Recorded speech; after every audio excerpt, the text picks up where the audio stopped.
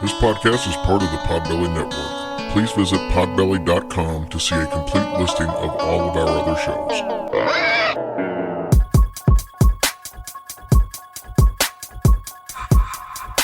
It's about to be a fun ride. Follow along, watch as we slide. Paranormal just hit the lights. Goosebumps all through the night. Mixing just a little bit of twain. That girl sure can't do a thing. Together, hillbillies go insane. Laugh so hard it'll hurt your brain. Podcast you won't ever change. These two here, they got the recipe. Sit on back and listen in to some of our darkest mysteries, eh? Welcome to Hillbilly Horror Stories.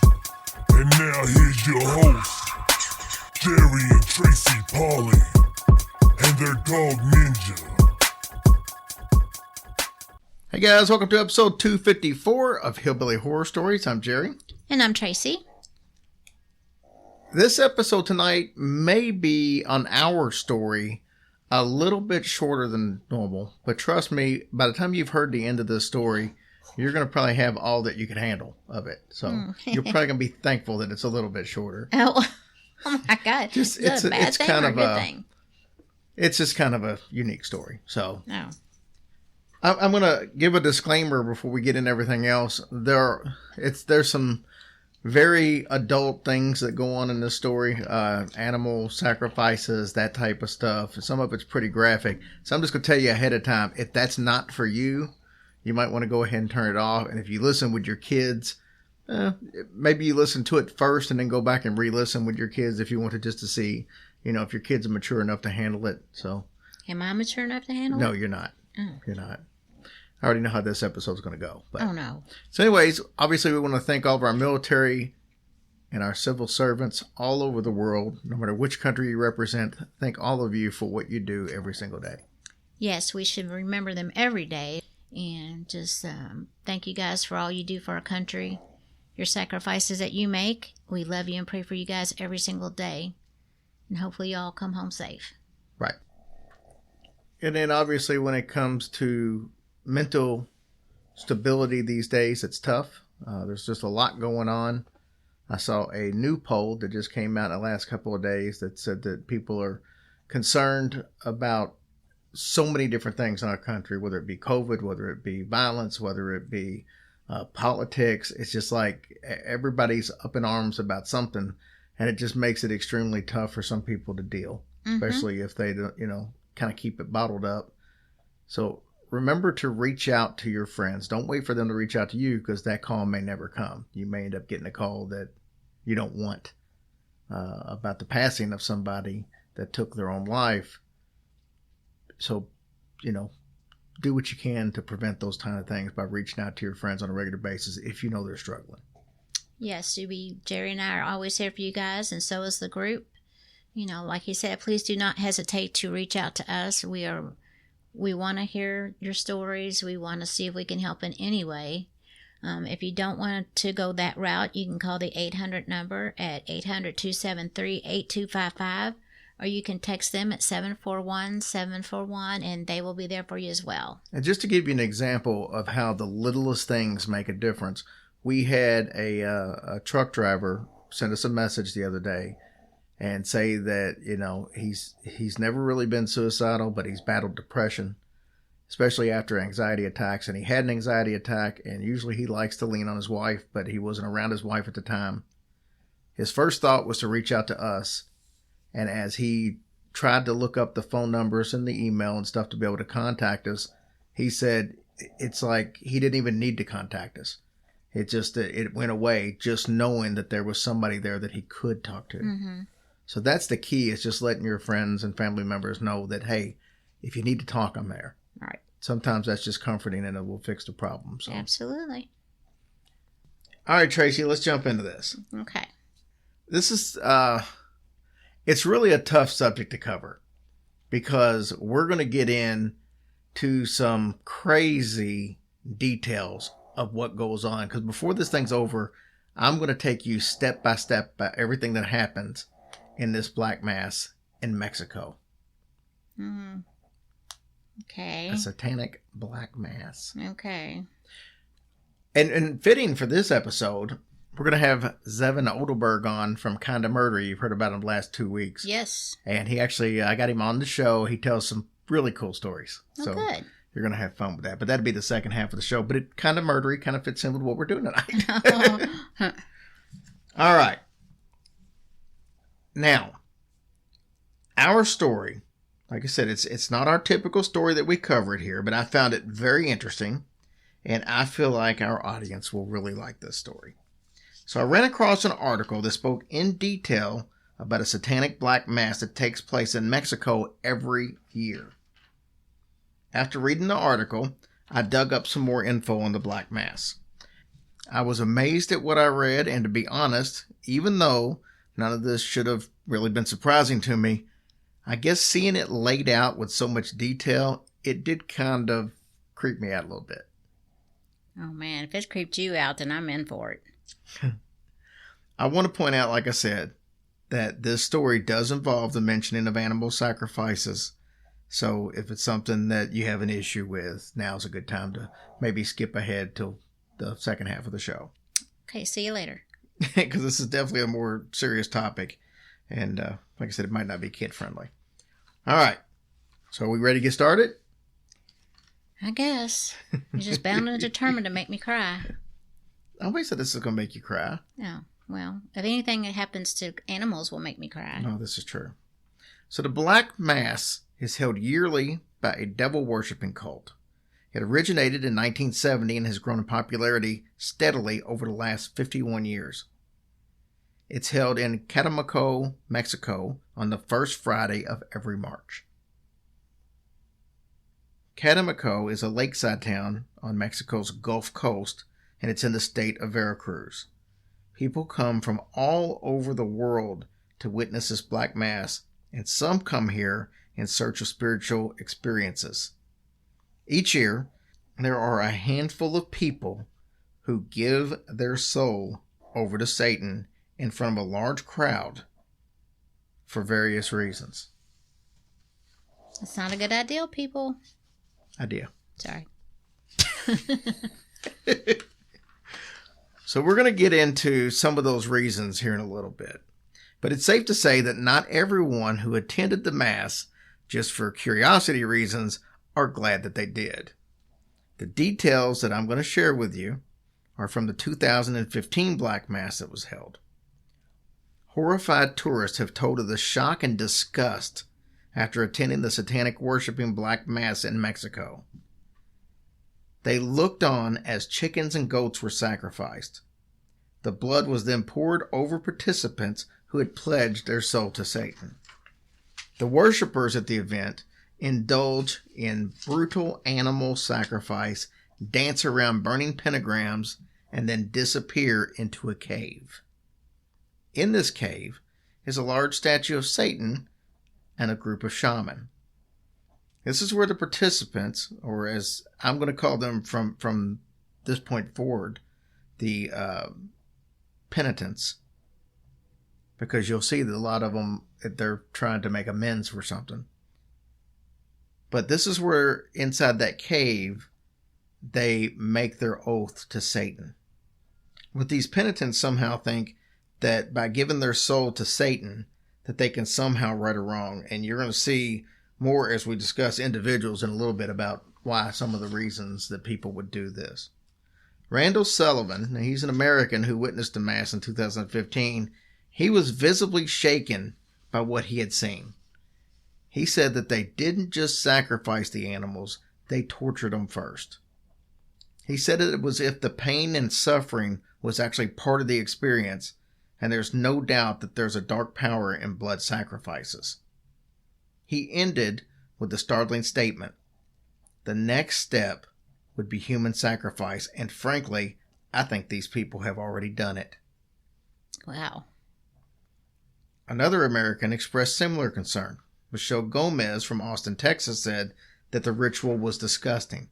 The fact that they would do that to those defenseless animals is sickening and makes me scared about the lengths that they would go to in order to see the devil. So you might say, okay, why are these people coming to the Mass then if they're appalled and disgusted? Well, you would think that they might have done a little bit of research ahead of time. And, you know, like I found out about it. Wasn't that hard? Right.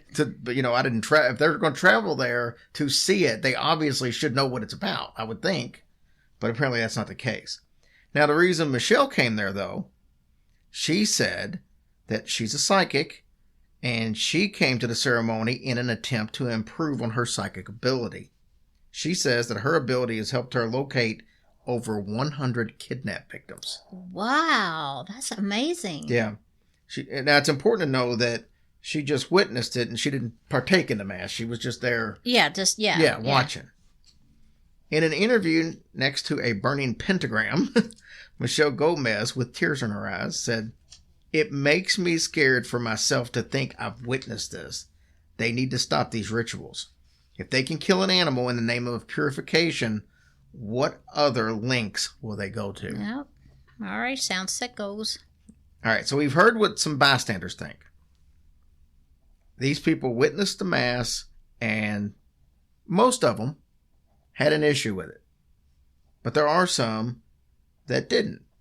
And we'll talk about them later on why they didn't have an issue with it. But what about the organizers of the event? Well, the gentleman who organizes this event and has for the last several years, his name is Enrique Vernon. He organizes the mass every year just west of town at his ceremonial grounds on White Monkey Mountain. Enrique says, "Our black magic stems from Native American Olmeca culture." He went on to say that they are experts in calling upon the devil and the dark powers. Enrique is a chief shaman, so he takes the lead on these things. He wears a dead anteater on his head. Ew, crap, that's gross. His office is decorated with figures of skeletal Saint Death and pentagrams and pelts of exotic animals. Oh my gosh, what a sick head. He says that people come to their devil summoning ceremonies when they want to achieve change in their lives. Some come to ask Satan to give them success in their future, but others come to get over their very difficult past. So what about some of these penitents, as I said I was going to call them, who come here to pledge their soul to Satan? On this day, there were 8 of them. And I want to point this out because I don't really know. I tried to find out, but I kept seeing the number 8 here. Mm-hmm. And I don't know if it's because of there being 8 penitents that participated or not. But there were 8 of them. There were 8 shamans or priests.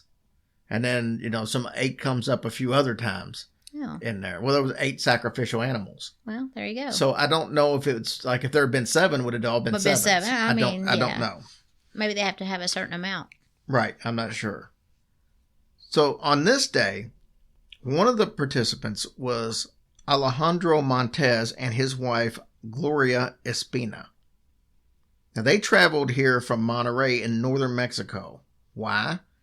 To pledge their souls to Satan in exchange for a happy marriage. Think about that. Dude, just move on from each other and find somebody without having to give yourself to the devil. Alejandro said that he had tried everything and this was the last resort. Apparently, he had had an affair and it put a huge strain on their marriage. And he is willing to put his soul on the line to prove his commitment to his wife. Why she got to put her soul on the line, though? I mean, I don't understand that. Why should you're exactly right. Why should she have to do that? I mean, he's already cheated on her once. Go ahead and get out of there. Find you somebody else. Right. So, Tracy. What? Are you ready to hear about what happens during the actual ceremony? No, I'm not. As said before, there was a total of 8 satanic priests who had come from all across Mexico. Hoyri Ra from southern Mexico was one of them. Hoyri wears a necklace made of human finger bones. Oh, Lord. I don't know where he got the bones from either. Hoyri starts the mass off by saying, "Tonight we are going to open the portal to another dimension so those who ask to communicate with Satan will be heard."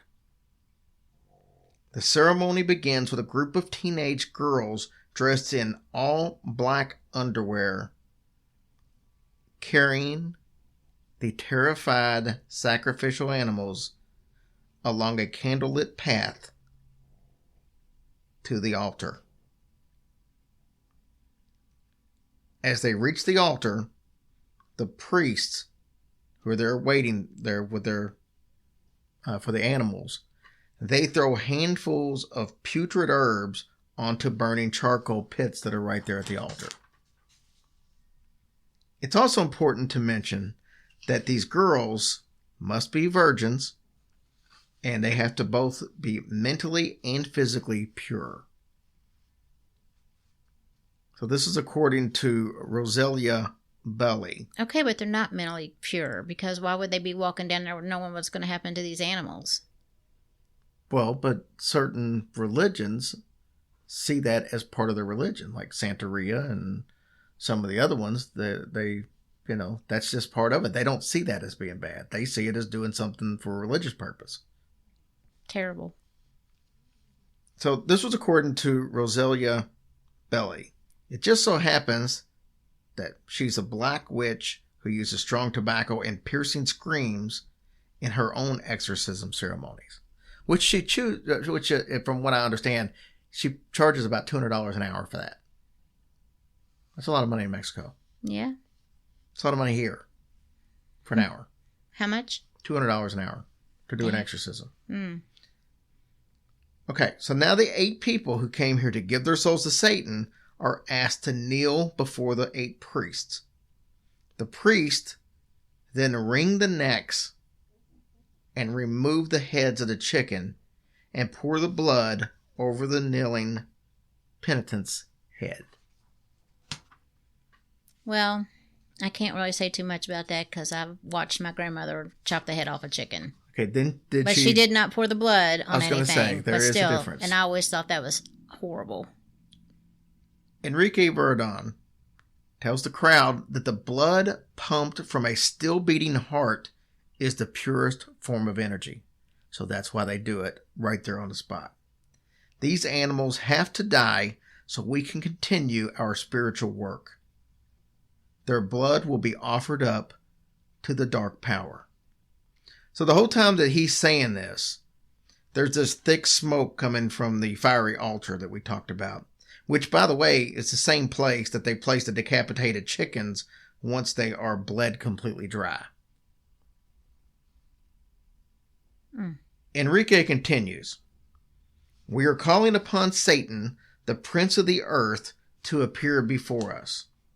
Now, I want to point out that sacrificing animals has been outlawed in the state of Veracruz, but it's still widely practiced in Satan-worshiping communities.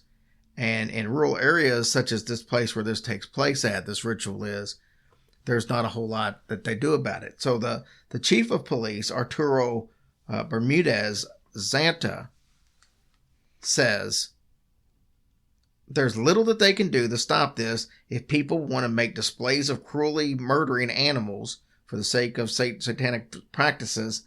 They're going to do it whether it's legal or not." Well, I have to... Whatever. It's back to the ceremony. Enrique then says, "This sacred blood gives us the energy and spiritual power we need to make our black magic." He says this as he slit the throat of the screaming goat, whose blood was then drained into a bronze jar and then passed around. Poor baby goat. We encourage our visitors to take this blood, pumped from a still beating heart, and rub it into their skin in the name of purity. In total, like I said, 8 animals were sacrificed in the ritual. After the sacrifices, the priest stood before a large burning pentagram and attempted to summon the devil through chants. They then took their 8 pledges and disappeared into the underground cave that was decorated with upside-down crosses, animal carcasses, and a large statue of Satan with an erect penis. Why Satan got a penis? I don't know. It's kind of like the Little Nas video all over again. The 8 priests gathered around each individual penitent. All 8 participants then swore oaths that their soul now belonged to Satan. And if they broke their promises to Satan, then their spirits would be forfeited. So I don't get... I mean, like, let's say the one guy that wants to have a great marriage. Mm-hmm. So it's like, what is he supposed to be doing that would break it? Because, I mean, the way I understand things to work, if you give your soul to the devil, once you die, then your soul goes. Mm-hmm. What would you be doing while you're alive that would break that oath? Because it says if you break that oath, then, you know, whatever you had wanted, that's going to go away. Like, I guess his marriage would fall apart or something. But what would he be doing that would break that oath? Unless maybe he started going to church or something like that. I mean, maybe that's what it is. I'm not sure. The priest then screamed, "Hail Lucifer," following each new oath. Then they prostrate in front of the statue of Lucifer. Prostrate is just laying down on your belly and just basically giving yourself up. Like some people would kneel before something, that it's just totally giving yourself up and laying on the ground. Okay. And on this satanic statue, by the way, they had poured already all of the remaining blood from the sacrificial animals that they hadn't used. Hori Ra then tells each of the participants that if they don't fulfill their promise to Satan, that he will take back everything from you. Hori then wiped sacrificial blood from the statue onto each of their foreheads. He told each, "You are taking a serious dark curse." We mentioned Alejandro earlier. He was there trying to get his marriage stronger. He said afterwards, "I felt terrified during the entire process." He said that he did this so that he would not be unfaithful to his wife again. Well, first of all, are you that big of a horn dog that you have to sacrifice your soul to the devil in order to be faithful? Uh-huh. He said that once it was done, he felt strong and he believed that things would improve. Oddly enough, his wife would not be interviewed. So I told you at the beginning that not everybody who watched the events unfold were as horrified as some of the other ones. Randall Sullivan, he came from Portland, Oregon, and he had heard about this mass through his involvement in spiritual circles. Now, he wanted to know how these shamans actually worked their magic. He said that they were the only people that he knew of that actually mixed a black and white magic together, which was like mixing God and the devil. Mm-hmm. I don't know. I didn't hear any white magic in anything that I listened to. Anything about that I didn't see, so I don't really know. But that was his comments, and that's why he was there. Samuel Casella, who came from Milan, Italy, said that it was something very mystical as far as he was concerned. He expected to see something incredible, and he did. That's crazy. It is crazy. I mean, I just cannot imagine that these things go on. I can't. I mean, it's just almost sounds like made up, or who is so crazy to do such things? I thought they were playing Jeopardy. Who is so crazy to do these things? Them people over there. So, yeah. It's obvious that you would not attend a black mass. Of course. But what did you think about everything that went on? Did it surprise you at all? Or is that kind of how you would think a black mass would be carried out? It didn't really surprise me that much. I just don't understand about the whole animal sacrifice. Well, that, because that's just horrible. And that either this guy was crazy or he just really loved his wife so much that he's willing to sacrifice his own life to the devil. Yeah. That's crazy. I mean, he's probably not even all that. I I mean, I love you too, but there's no possible way that I'm donating my, not donating, but giving And my I life would to not Satan. want you to do that. It's just so wrong. There's just so many other options. You know what? Go find you somebody else. Let her find somebody else. Be done with it. You don't go to that desperate measure. Because apparently you aren't happy with her to begin with, or you wouldn't have cheated. Right. That's exactly what I say. And, and let me kind of correct something, because I kind of doubled up on something. At the beginning of the story, I told you about Randall Sullivan. Mm-hmm. And I talked about how he said that, like, the sacrificing, that the pain and torture was almost part of it. Mm-hmm. So he said he was kind of horrified by that. But he also was the same guy that made the comments at the end that he wanted to see how the black and the white magic. So I listed him under the horrified and not horrified, because there were parts of it that horrified and other parts that he was, interested in. Yeah. So. Ooh, I don't know. It makes no sense. I'm just glad I'm a country girl. That's all I got to say. Whole life on the farm. Hey, whatever it takes. And I love my animals, so. All right, guys, let's take a real quick break from our sponsor, and we're going to be back to tell you some little tidbits of information and housekeeping, and then we've got, obviously, Zevon Odelberg from Kinda Murdery. You guys will really like him. He's a fun guy, and he's got, like, the perfect radio podcast voice. So, all right, Trace, so just we mentioned this last week, but I can't believe how quick this is taking off. Our 5-year anniversary show in Louisville, Kentucky, August 21st, only a couple months away. I put 100 tickets on sale, and we've sold 30 of them the first 2-3 days that it was out. I know, isn't that great? Yeah. That's so exciting. Can't wait to see everybody. Of course, we got Brohio and our buddies from down in Louisville. We drink and we know things. Tom and Andrea Payne, husband and wife team as well. Rob and Nick are a husband and wife team. Oh! No, but it's gonna be a fun show. It'll be fun having those guys. Yeah. The cruise is going great. Don't forget about the cruise.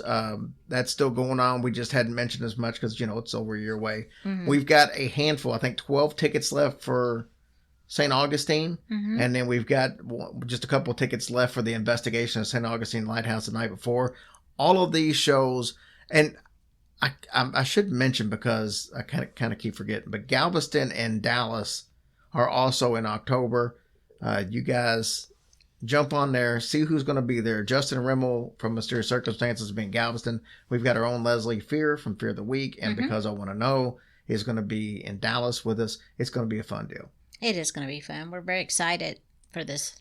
And it's going to be here before you know it. And we got other shows too. Go to the website and you can get any merchandise. You can get the book that I've got out, and you can check out all the live events we got, and the cruise has its own special page. Sure enough. What you got over there, Princess Angel Lips? Oh, lovely. Well, this week in iTunes, we have Mojo Lobster, Officer Glenn, and his canine partner Gaza. Thank you so much for your nice review. Yeah, that was really cool. And I didn't do it tonight. I usually thank all of our military, civil servants, and animals. Oh yeah, but the night I didn't do it is when we talk about the officer with his canine buddy. Well, we always think of you guys as well. And Mako Dale and CP Castles. Thank you guys for your reviews. They were so awesome. And it means the world to us every time y'all leave a review. Our Patreon this week is Paula Barker. Thank you, beautiful, for supporting us. We appreciate you more than you know. And you guys are just wonderful. You never let us down. Yep, keep in mind you can jump on Patreon for as little as $1 a month. That will get you at least 4 bonus episodes on top of ad-free episodes. So like a couple weeks ago, we had like 4 or 5 different ads. Yeah, we did. And we take all those out when we put those up on Patreon. So if you don't like ads for $1 a month, you can get 4 bonuses and get rid of all the ads all at the same time. Absolutely. You guys are amazing. We just appreciate you all so, so much. You have no clue. Even, when we're not doing the show or whatever, Jerry and I just talk about how blessed we are and how many friends we've made through this whole process, and we're just blessed. All right. Let's listen to Zevon Odelberg and Kinda Murdery. Hey, guys, I'm excited. I've got Zevon Odelberg on the show, and we talked to you a couple weeks ago about Tracy and I listening to this podcast on our way back from Chattanooga called Kinda Murdery. And I had to reach out to Zevon because I was like, this podcast is probably my favorite out of all the new ones that we started listening to. And it is new. It's only got like 8 episodes out.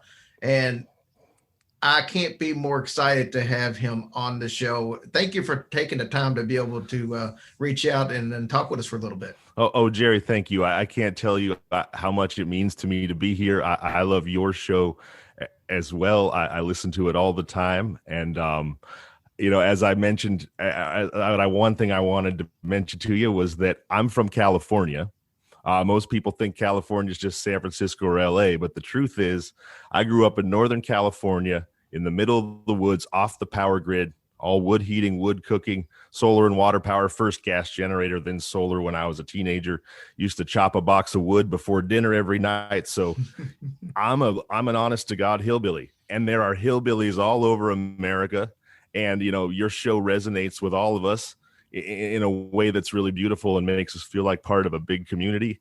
And I just really appreciate that about Hillbilly Horror Stories. And I'm so honored to be here. Thank you. We appreciate it. Now, your show had some very unique, humble beginnings. Tell me about how Kinda Murdery, the idea of Kinda Murdery started. Well, everybody has different parenting styles, I guess you could say. And my wife and I, when my daughter was 6 on spring break, we live in LA, and we took my daughter and her best friend to Vegas for spring break. And you're driving there in the middle of the night, and you're picturing all the glitz, the glamour, the lights, the gambling, and you just kind of zip right through the desert to get where you're going. But then on the drive home in the daylight, with that glamour of night removed, you really sort of see what you drove through. And what you drove through is often just this wasteland of, you see these communities that are Airstream trailers, probably meth labs, some of them probably homes, and you think they're abandoned, but then you notice, well, one window's boarded up, another one's not. There's a dog barking in the yard. I think somebody lives there. Well, we were getting low on gas, and the kids were getting hungry, and from the highway, I saw a Coco's Diner and a gas station that looked totally normal. So we pull off the highway, and we pull up, and I get about 50 yards out, and I realize, oh no, wait a minute, this place is completely abandoned. And not only that, but it's just covered in graffiti, and a lot of it just terrible graffiti, whether it's white supremacist hate symbols, curse words, giant pictures of human genitalia, certainly not anything appropriate for the 6-year-old girls in my car. So I hop right back in the car, sort of squeal the tires backing up out to the highway, and I turn to them all and I say to them, well, geez, that place was kind of murdery. And then I thought, well, that would be a really fun idea for a show to go to these abandoned kind of places and learn about who they are and who they were and what might have happened there. Like, was there a seminal event that turned them from a happy community into a ghost town? Like, what are the stories out here in these abandoned towns in the desert? And then fast forward a year or two, and it's the start of pandemic, late April, and I call up a friend of mine who's got a creative production company, and he lives in New York City. And I just called him because he's my daughter's godfather, and we're very close. And I was just concerned about the family. I said, are you guys safe? Are you well? And he said, yeah, we are. And I've started this company that focuses on crime content. And without even realizing I was pitching a show, I said to him, oh, really? I got a crime show idea for you. It's called Kinda Murdery, Ghost Towns of the Mojave Desert. What you do is you go from town to town, these abandoned places, and you find the strangest, wildest stories of the things that happen there. And the reason we call it Kinda Murdery is it's a true crime podcast, yes, but not in that serious sort of forensic way. It's more conversational, more humorous. And so we're not just talking about murders. We're trying to find just kind of the most interesting, strangest things that happened. Sometimes it's a murder. Sometimes it's a robbery. Sometimes it might just be something else bizarre. So that's Kinda Murdery. That's a pretty good explanation of what it is. You guys have a lot of fun on there, and I enjoyed it. Like I said, it's something that we enjoy listening to on our, and we had a 4.5 hour drive back, and that's all we listened to. So normally Oh, after about 2 hours, I'm tired of something, ready to throw on some music or something else. But it kept our interest, so that says a lot. that's too sweet of you to say. And one thing I was curious to know from you too, and something that I always think about when I listen to podcasts is finding stories, right? How do people find these stories in an age where it seems like anything can just maybe be Googled or what have you? And that's something I puzzled over a lot. And where I landed, what we do is we look at essentially microfiche, but PDFs of old actual newspapers. And so I try to find stories that aren't out there on Wikipedia or something. And one of the things I love about it, because I've always loved history, is I love diving into the artifact of this actual primary sourced paper that was there at the time of the event. And another thing that comes out of that, is whenever you're doing and you know this better than anyone, because you and Tracy are so empathetic, and you care about your audience, and you care about mental health, and we really appreciate that about you guys. And so we were concerned, where if you're going to talk about a murder, and maybe a lot of strange, even funny things happen during that murder, but you never want to feel like you're mocking somebody's pain, or you're mocking a victim or their family who might be listening to the show and feel like you don't take that seriously. So the part of how we tried to solve that was by telling these historical stories that happened long enough ago that hopefully you're not, hurting the heart of a person who might be listening to your show. So I think that was another advantage besides our love of history, of just diving in that way. Go ahead. Oh yeah. How do you find your story? You have so many wonderful stories. Okay, would you mind sharing with me a little bit about your process? Well, let me say this first of all. You may claim to be a hillbilly, but the fact that you said microfiche instead of microfish tells me you have grown out of some of it over the years.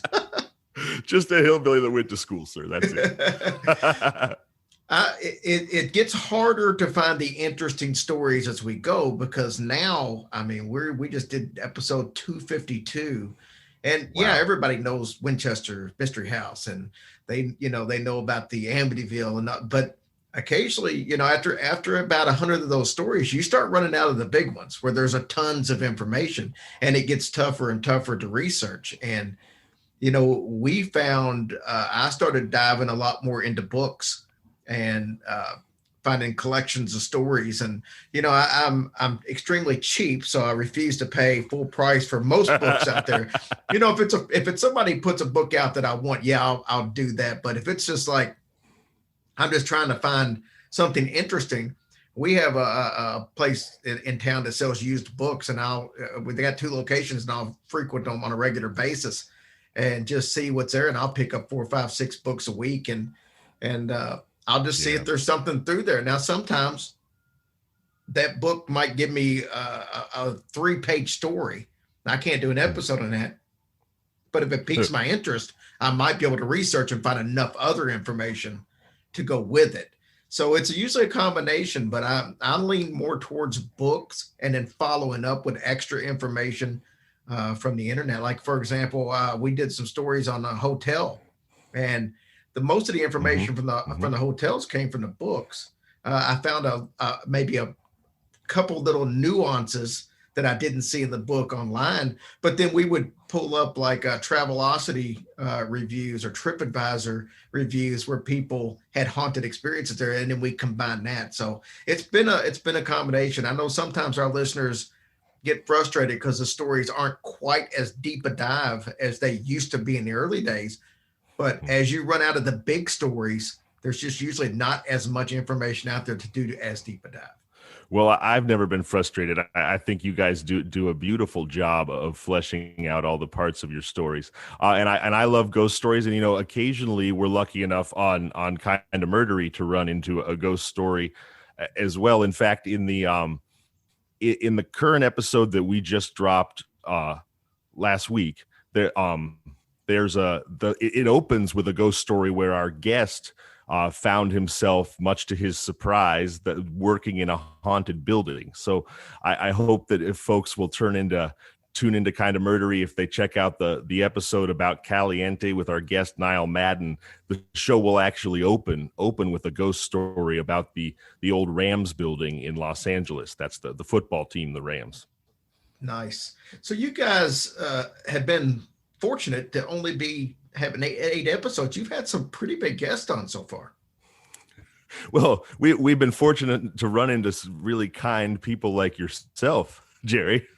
I'm so thankful to you for being willing to come on the show. But yeah, we have been lucky in that way. And, part of that is that I have been very blessed in my life. I spent 13 years working in the entertainment industry for some big companies and was able to make some friends that way, but also just through my life, through school and university. And actually a couple of them have been parents of my daughter's friends. Some of these people are just people that I have been blessed in my life to form deep friendships with, and people that were willing, like you are now, to share their time with me and really connect with me and come on the show. So all I can really do is express how thankful I am to have the friends and the people that love me around me. That's what I benefit from the most. So speaking of which, Cabin in the Woods is one of my favorite movies, and you've had a special guest on twice from that movie. Tell me about that. Well, yeah, Fran Kranz, who's a brilliant actor, fantastic in Cabin in the Woods, and he's actually now directing as well. He directed his first movie called Mass that came out at Sundance this year and was actually chosen by Entertainment Weekly as the #1 movie at the Sundance Film Festival. It's been phenomenally well reviewed. I think it's over 90% on Rotten Tomatoes. So he really...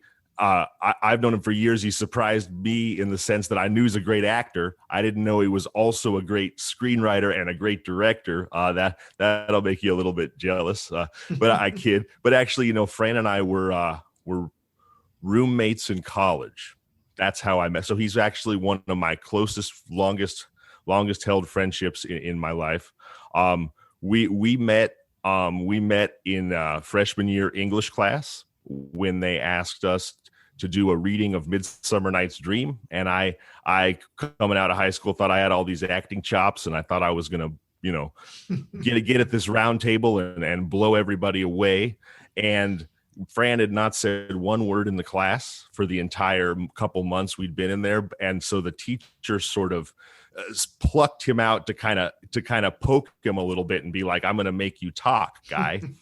And sure enough, he sits down and he's reading Puck, and the guy starts to read, and the hair stood up on my arms, and I thought to myself, oh my gosh, is this person talented? And here I thought I was a sturgeon in the ocean, and I'm a sardine at best.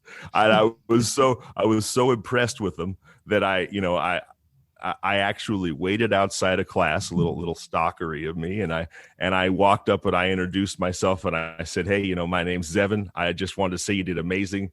There's some amazing Shakespeare reading you did, and I'd love to. I just introduced myself, kind of probably stammered a little bit like I am right now, and we hit it off famously, and we've just been close friends ever since.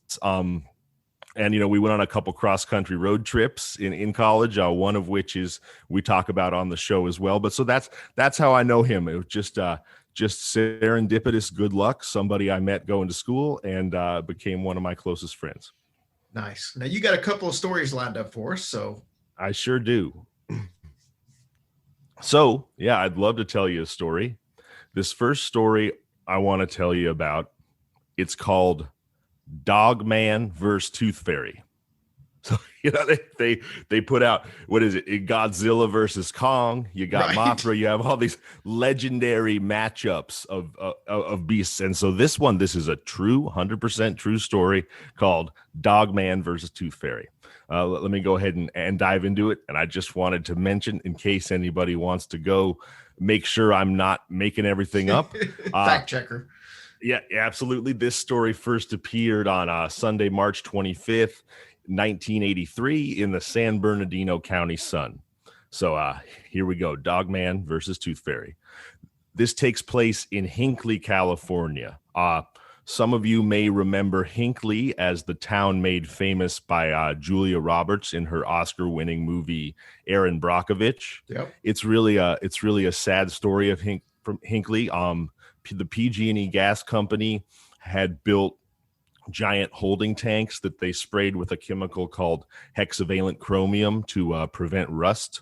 And that is a very toxic chemical that leaked into the water supply and created a lot of health problems for the town, and has essentially today turned it into a ghost town.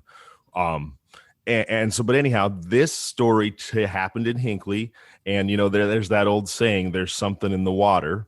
And so we couldn't help but wonder, without wanting to laugh at anybody's pain, but we couldn't help but wonder if that wasn't a little bit literal in Hinckley as we looked at some of the strange things that happened over the years. Is it possible that, there's this poison in the water that make people act a little crazy? And then, so that's sort of the setting for Dogman versus Tooth Fairy. So here's what happens. It's April of 1983, and a 44-year-old man named Frank Ray Jessup. I'm sorry, 44-year-old man named Frank Ray Alsop, who's from Newberry, which is the town next to Hinckley. He's lost his dog.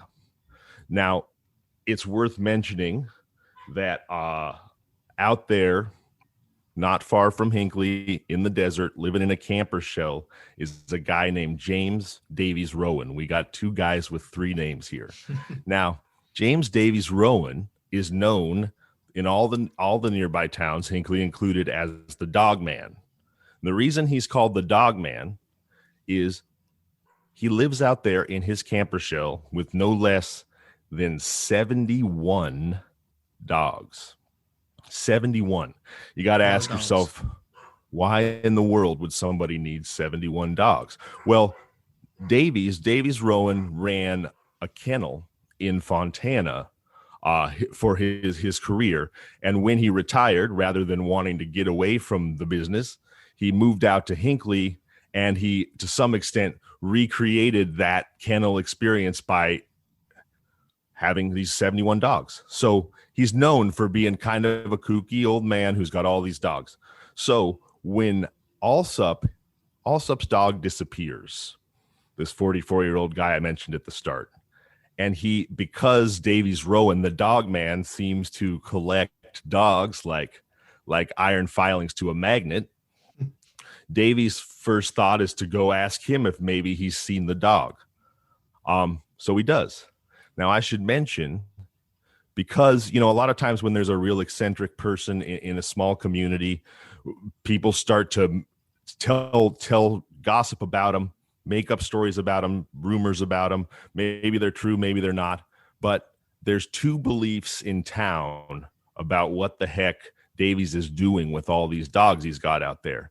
About half the people think that he's ranching those dogs, meaning he's literally eating them. He's raising them like cattle as a food source, which is, of course, just horrible for any of us that ever had a dog that we love.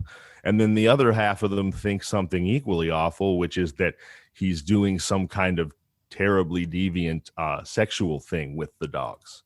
So there's a consensus that Davies out there with his 71 dogs is up to no good. But there's a difference of opinion on just what kind of awful no good he's up to. So Alsop goes and he says, I'm going to go ask Davies if he's got my dog. And of course, because I'm sure Alsop knows the rumors, he's a little concerned about it, right? So he gets out there to Davies' camper shell, and he says to him, hey, James, have you seen my dog's missing? Have you seen it? And rather than just say, well, no, I haven't, the Dog Man replies, well, yes, I did actually. I had your dog, but he died and he's gone. I don't have him anymore. At this point, Alsop becomes very upset. Of course, he's like, what do you mean you had my dog, but he died? Well, I mean, maybe the guy just couldn't tell a lie, like George Washington or something. But why in the world would you say, well, sure, I had him, but he died? And so what? You buried him in your backyard? So Alsop gets very angry and he starts accusing Davies of eating his dog. He's like, you ate my dog. You ate my dog. And he gets really furious, but he doesn't just kill him right then and there. He leaves, but he goes into town. And he's very upset, and understandably so. And he starts telling everybody, he goes to the bars, he gets drunk, he starts telling everybody in town that damn dog man, that Davies, he ate my dog. He ate my damn dog. And so a couple weeks go by, and apparently Alsop, the guy whose dog was, he believes, eaten, he hooks up with a young woman, a 19-year-old woman named Ellen Forgia. And late one night, they go out there. Davies has got the girl with him, and he's got a shotgun. And he walks up to the camper shell, and he knocks on the door. And the dog man answers it. And right then and there, Alsop kills him with 2 shotgun blasts to the chest. Ooh. Bam, dead. And then the next dog. He loved his dog, and we all love our dogs. And so maybe at this point in the story, maybe he seems almost a little sympathetic. I don't know, but you got to hear what happens next. So the story that he tells and will tell is that he went out there and he killed Davies because Davies ate his dog. Well, the next thing he does is he robs Davies of the money on Davies' body, which is only about $23. And then he steals a green box, a little green like knick-knack jewelry box. It's never, we know to this day, like the movie Seven, what's in the box? We don't know. We don't know what's in the box. And then this is where it starts to get weird, and you start to wonder a little bit about Alsop's side of the story. Alsop takes out a pair of pliers, and he proceeds to rip out the gold filled teeth of Davies, who he's just murdered. So he says it's a righteous vengeance killing for the eating of his dog, but he proceeds to steal the man's money, the man's valuable box, and then remove the man's teeth that have fillings in them. So I start to go, So here, the next thing he does, Alsop, he goes back into town, and he immediately goes out to the bars again, gets drunk, and starts bragging about how he killed the dog man.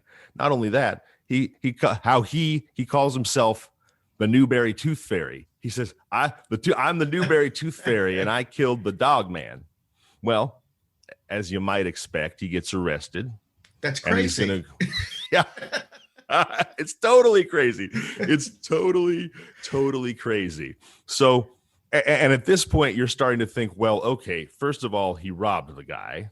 Secondly, he had this girl with him. We don't really know what that's about. Then he went back. He robbed him so far as to rip his teeth out. And then he went back and he started bragging about the murder and gave himself a nickname. He's clearly so proud of it.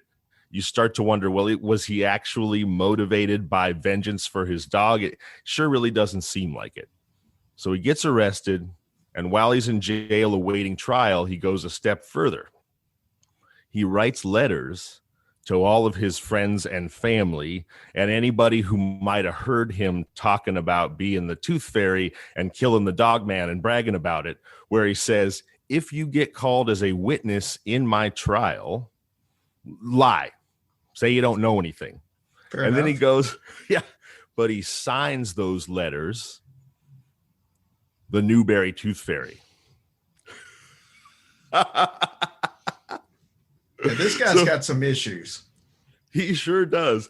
And here he is. He thinks he's going to get off by having his friends lie about it. But here he ripped out the guy's gold-filled molars, and then he signs all those letters, which of course end up as evidence in the trial, as the Newberry Tooth Fairy. So that's how it becomes Dogman versus Tooth Fairy. So Alsop, as it turns out, has multiple violent priors and is pretty quickly and easily convicted. They don't initially for Gia, the 19-year-old girl, is going to be an accessory, but they decide not to go after her. They convict Alsop and he gets something like 30 years. But there's one other thing about this story that I want to talk about that I think where it gets really, really interesting, right? So I think, and I'm just going to go ahead and say it, and then I'm going to support it with some evidence. I think that it may very well be true that Davies was eating the dogs, that he may be the Hannibal Lecter of dogs, if you will. Now stay with me for a moment.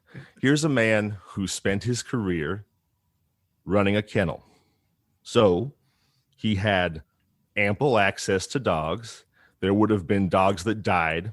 He had a vet on the site so again, there would have been dogs that died of natural causes, of sickness, etc.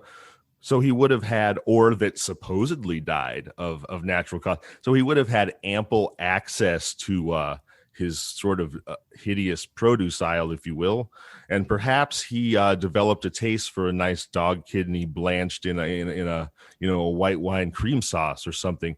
And the reason I think that might actually be the case, that even though Alsop, the tooth fairy ripping out teeth, might have been a terrible guy on his own, here's what I want you to think about.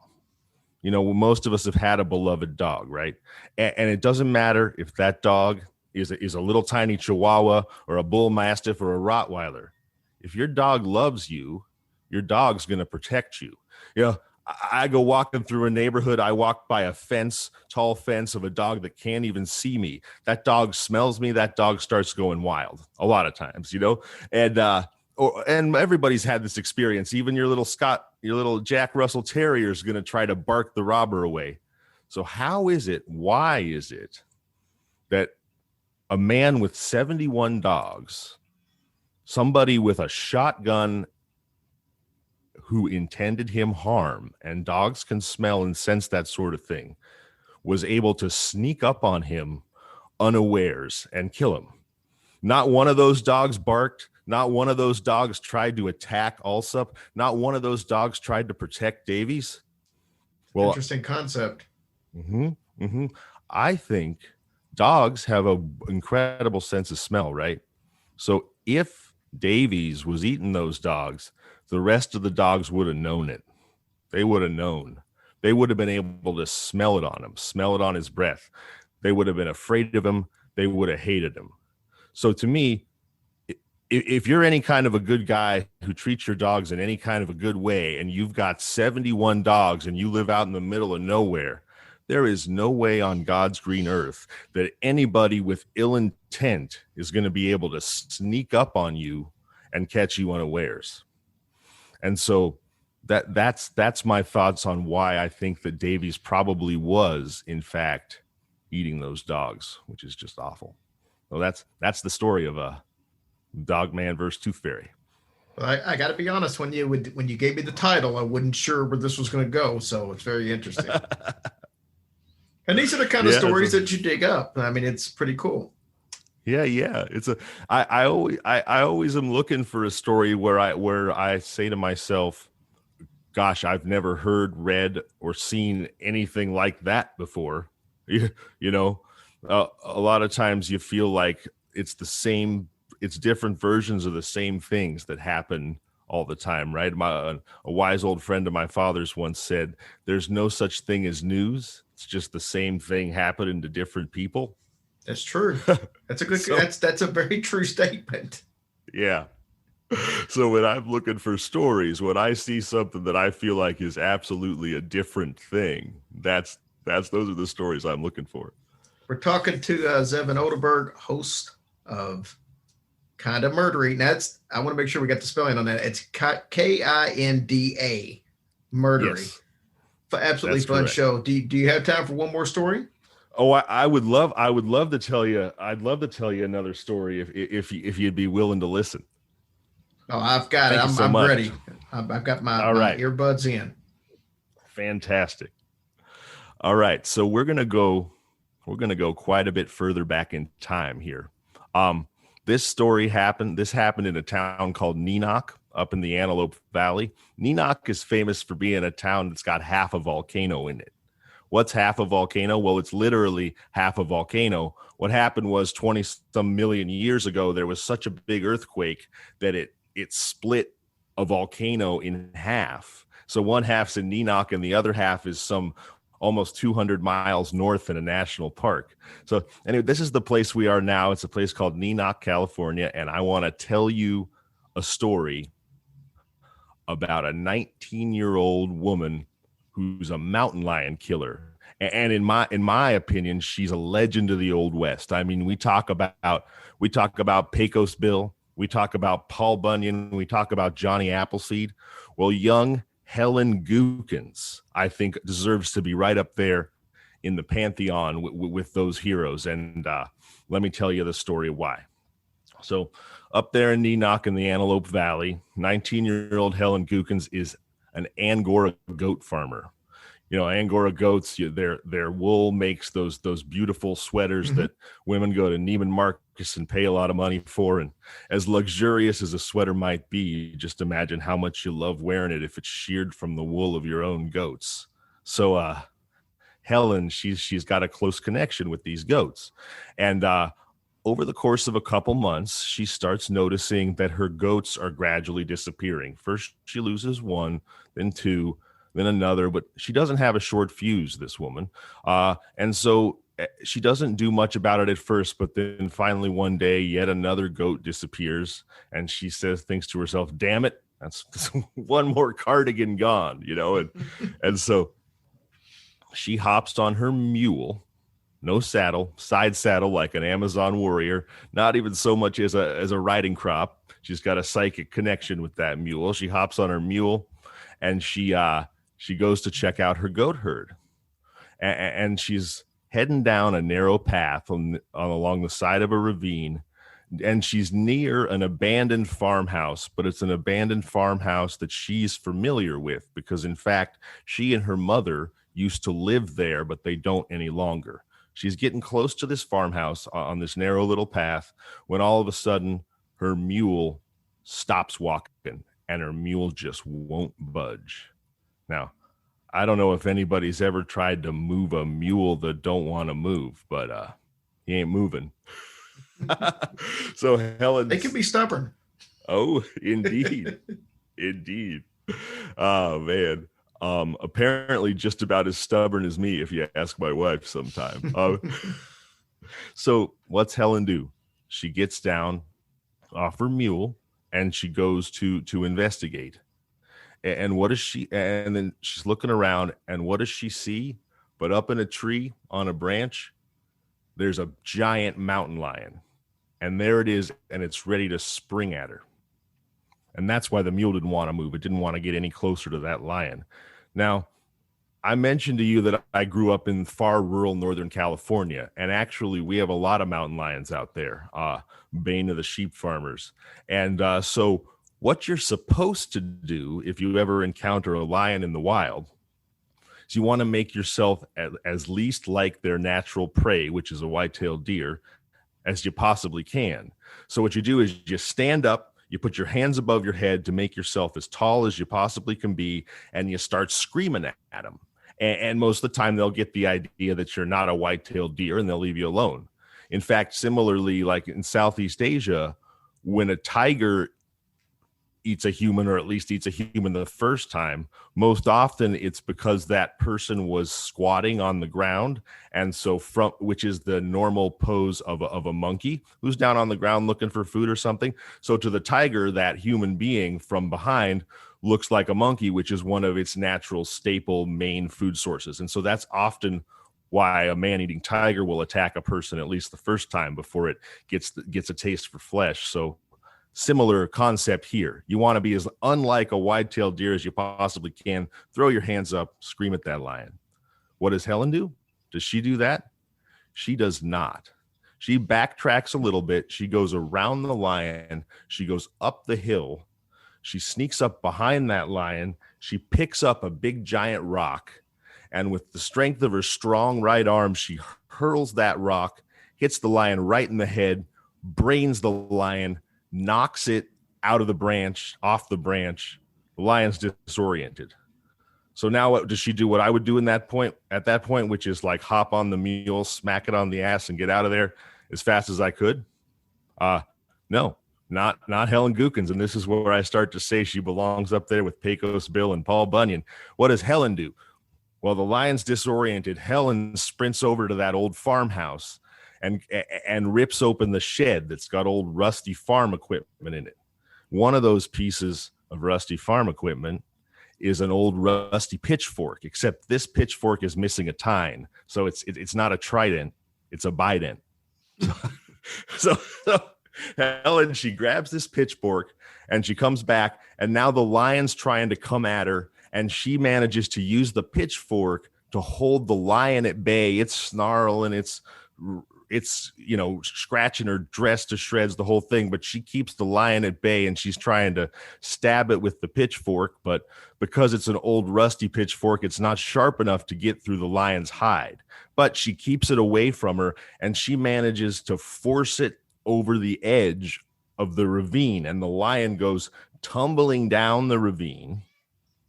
And now does she leave and escape at this point? Again, no, she doesn't, because she's got goats to protect. She's got a message to send to all the other lions out there that might want to eat a Gookins goat.